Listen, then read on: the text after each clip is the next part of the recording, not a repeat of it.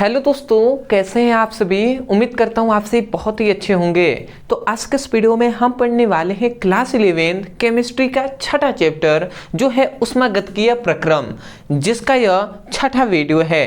तो आज के इस वीडियो में हम बहुत ही इंपॉर्टेंट टॉपिक पर डिस्कस करेंगे जो है ऊष्मागतिकी का प्रथम नियम, या इसे ही हम दूसरे नामों से जानते हैं जो है ऊर्जा की आनुवांशिकता का नियम। ठीक है, तो या तो आपसे कहे तो ऊष्मागतिकी का प्रथम नियम, या आपसे एग्जाम में पूछ ले ऊर्जा की आनुवांशिकता का नियम। दोनों बात एक ही है, दोनों को हम अच्छे से समझ लेते हैं। उसके बाद हम समझेंगे ऊष्मागतिकी के प्रथम नियमों की क्या सीमाएं क्या होती हैं। सीमाएं मतलब होती है कि इसकी कमियां क्या हैं। तो पूरा हम डीप में डिस्कस करेंगे, आप ध्यान से समझिएगा, आपको आसानी तरीके से समझ में आ जाएगा। तो चलिए हम स्टार्ट करते हैं। तो हम समझ लेते हैं ऊष्मागतिकी का प्रथम नियम।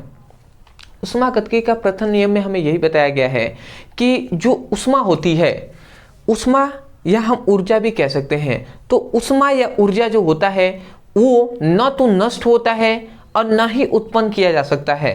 मतलब ऊष्मा को न तो उत्पन्न किया जा सकता है और न ही नष्ट किया जा सकता है, बल्कि जो ऊष्मा होती है या जो ऊर्जा होती है उसे एक रूप से दूसरे रूप में चेंज किया जा सकता है, मतलब बदला जा सकता है।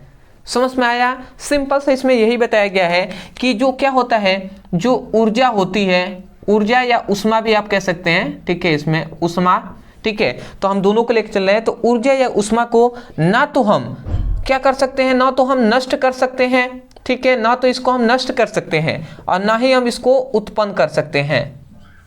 ठीक है, ना तो हम इसको नष्ट कर सकते हैं ना ही उत्पन्न कर सकते हैं, बल्कि जो ऊर्जा होती है, तो ऊर्जा को एक रूप से हम दूसरे रूप में ऊर्जा को चेंज कर सकते हैं। ठीक है, तो ऊर्जा को एक रूप से दूसरे रूप में हम चेंज कर सकते हैं। मतलब मान लेते हो किसी रूप में ऊर्जा है तो उसको हम दूसरे रूप में चेंज कर सकते हैं, फिर से चाहे तो इससे फिर से ये भी कर सकते हैं। समझ में आ गया। सिंपल सा यही है कि ऊष्मागतिकी के प्रथम नियमों के अनुसार ऊर्जा को न तो नष्ट किया जा सकता है न ही उत्पन्न किया जा सकता है, बल्कि या अपितु ऊर्जा को एक रूप से दूसरे रूप में बदला जा सकता है या परिवर्तित किया जा सकता है, या हम कह सकते हैं रूपांतरित किया जा सकता है। समझ गए। वही बात हमने लिखा है। हमने लिखा है इस नियमों के अनुसार, इस नियम के अनुसार कहें या ऊष्मागतिकी के प्रथम नियमों के अनुसार कहें, दोनों बातें की है।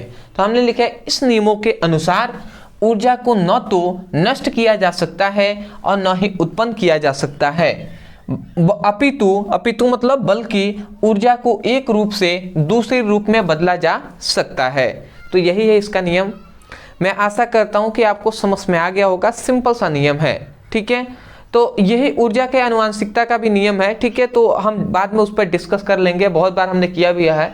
तो यही है आपका। आशा करते हैं कि आपको समझ में आ गया होगा।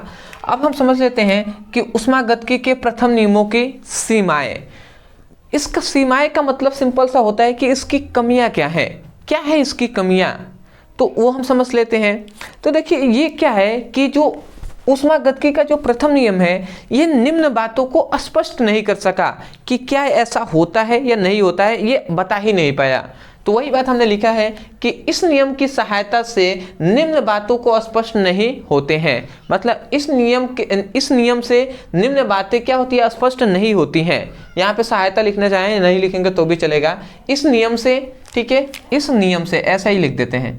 ठीक है, तो इस नियम से समझिएगा, इस नियम से निम्न बातें स्पष्ट नहीं होती हैं। अब क्या क्या स्पष्ट नहीं होती हैं, इसको ज़्यादा तो समझा नहीं, आपको याद ही करना पड़ेगा, अदरवाइज मुझे नहीं लगता है उतना डीप में आप समझ पाएंगे। ठीक है, देखिए यहाँ पे पूरा डीप में यहाँ पे कहा जा रहा है कि ऊर्जा परिवर्तन की दिशा और सततता, मतलब ऊर्जा क्या परिवर्तित होता है या नहीं होता है, यहाँ पे कह तो दिया गया परंतु ऊर्जा परिवर्तन की दिशा नहीं बता पाया। ठीक है, कि ऊर्जा परिवर्तन की दिशा किस ओर से किस ओर होती है, दोनों ओर होती है या एक ओर होती है, इसका स्पष्ट नहीं कर सका। बस उसने ये कहा, इस नियम में हमें ये बताया गया कि ऊर्जा एक रूप से दूसरे रूप में बदलता है, परंतु एक रूप से दूसरे रूप में बदल गया तो दूसरे रूप से फिर से पहले रूप में आ सकता है, इसकी नहीं बता पाया।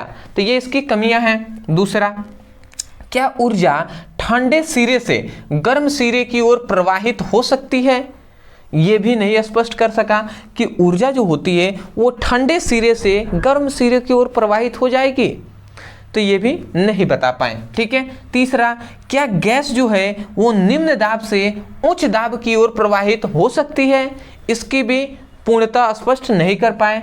और चौथा है, क्या जल निम्न तल से उच्च तल की ओर प्रवाहित हो सकती है, तो ये भी स्पष्ट नहीं कर सके। तो ये आप याद कर लेंगे, इसमें कुछ भी ज़्यादा समझने वाला नहीं है।